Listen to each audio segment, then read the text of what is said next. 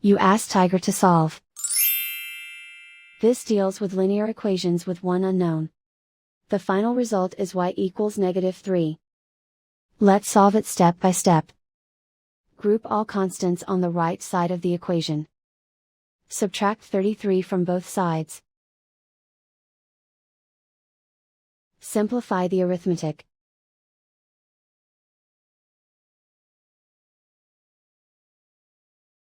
Isolate the y.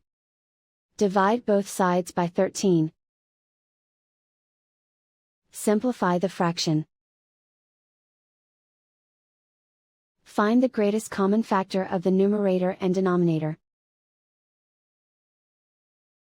Factor out and cancel the greatest common factor. And so the final result is y equals -3.